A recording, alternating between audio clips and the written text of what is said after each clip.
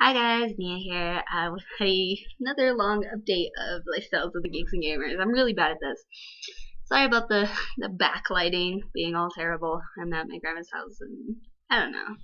Pitch perfect. I was watching The Walking Dead. It was pretty cool actually. I was really excited with this episode, so I decided I'd start doing daily updates every week about The Walking Dead. So I'll try to keep it. Actually, I won't keep it spoiler free. So if you haven't watched it, don't watch it. Don't watch this because it will fuck it up for you. So in this episode, a couple things happened. We found out more about the guys who were locked in the cafeteria and managed to survive because they had a bunch of food there, which was lucky for them. Hershel got his leg cut off in the last episode, and we were waiting with tense breath to see if he was going to change or not into a zombie, because as we all have found out, they are all infected, and they're all going to eventually change and, die. Also, what is her name? Carla, something like that. The abused woman. I'm really sorry. There's certain characters who I can't remember for the life of me. The abused woman's one of them, and the black guy is another one. Bad. She attempted to start her career as a doctor by working on dead flesh. Oh, because Hershel, obviously, nobody knows if he's going to make it or not. Carl ended up being quite a little badass and took matters into his own hand and stopped being a creepy little freak. And he went and tried to find some medicine for poor Hershel. And Rick and the gang fucking just lit into some of the prisoners who, were kind of crazy. Specifically the SA guy, the Mexican guy, the Hispanic guy. I don't know what cultural he was, but the really evil guy who was obviously trying to kill him, and he left the little black friend for dead to die and get eaten. So my thoughts on this episode were I actually really liked it. I really liked the fact. Oh, and we almost thought Hershel was going to die and Lori was going to get her face eaten off by a CPR moment, which I thought was really cool. Overall, I really like this episode. I'm really liking season 3 in comparison. I actually thought it would be a little slower, especially since we all know they got rid of Shane in the last season, and he was kind of the driving negative force in the Walking Dead universe. So I really didn't know what they were going to do after they killed him off, especially in the last episode. And kind of one of those, you're waiting with anxious breath. Didn't really see Andrea this episode or Michonne, which kind of left you wondering. And then at the end of the episode, when they showed the abused lady, I really need to figure out her name. When they showed her cutting open the dead girl, they showed somebody who was watching her from the forest. So is the prison really as safe as they think? I personally think it's not. I mean, I've read up the comics up to the prison, Governor Ark, and don't worry, it kind of spoiled something there, but not really, because so far it's not really shaping up to be exactly the same.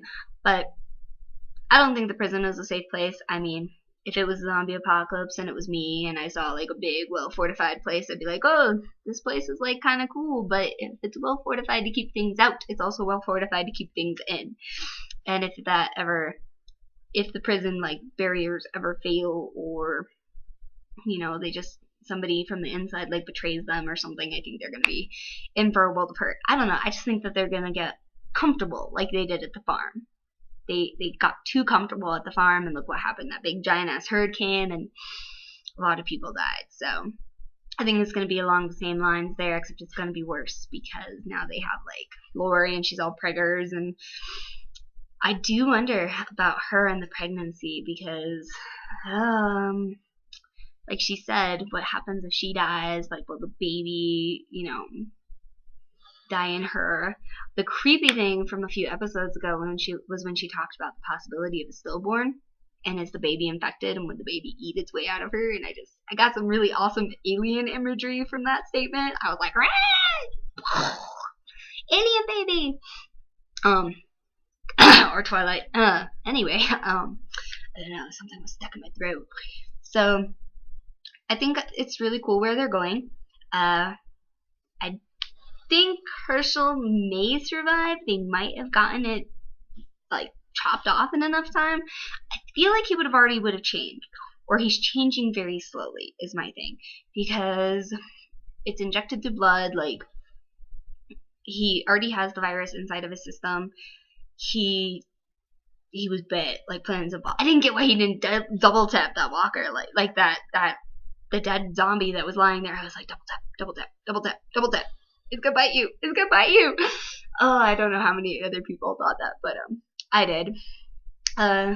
So I don't know if he's gonna change.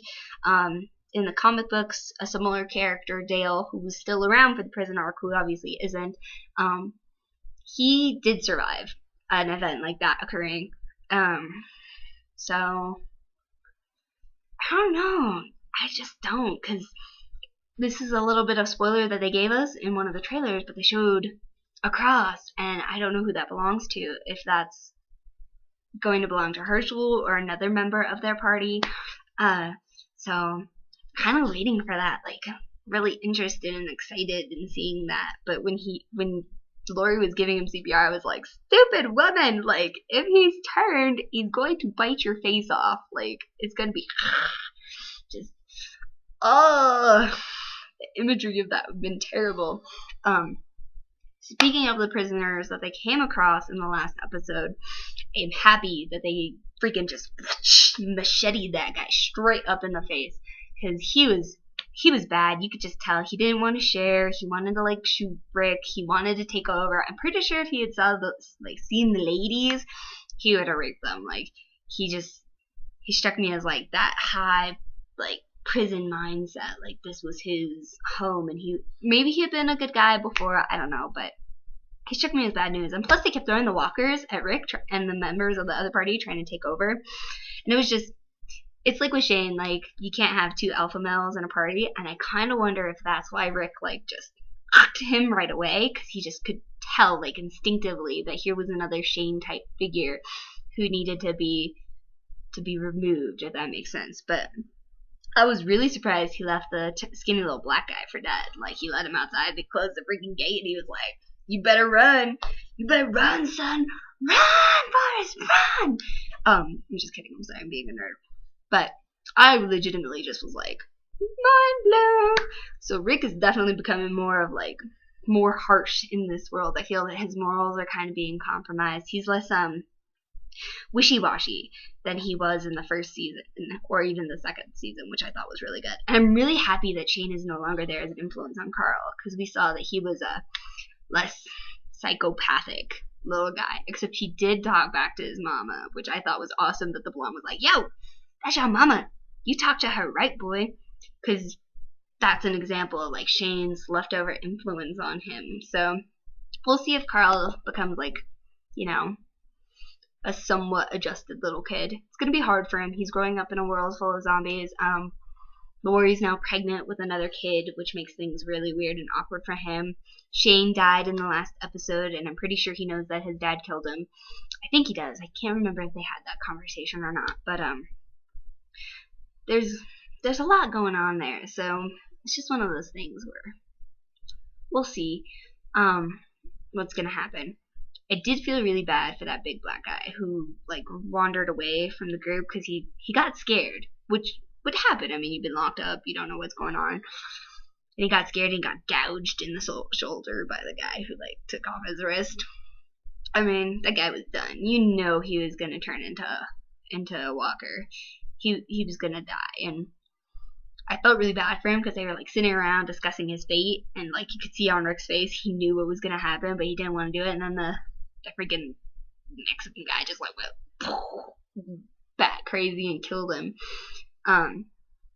So I don't know about the two remaining prisoners, how that's gonna like work out or unfold. They have their own cell block, like they were like, we're not part of this, but yeah, I wonder if they were.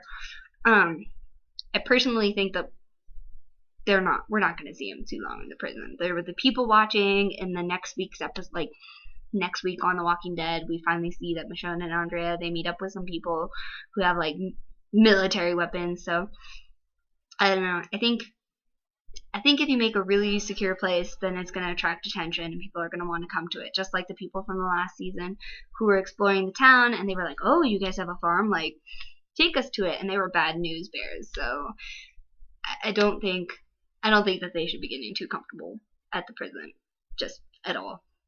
But let me know what you thought about this episode. I personally really liked it. I really like the direction that the episode is going in.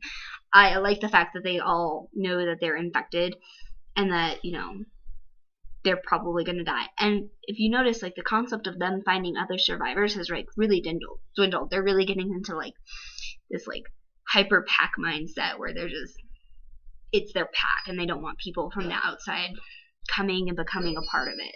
So I think that will be really interesting to see. So let me know what you guys all thought of this episode of Walking Dead. This is Mia, and I'm out.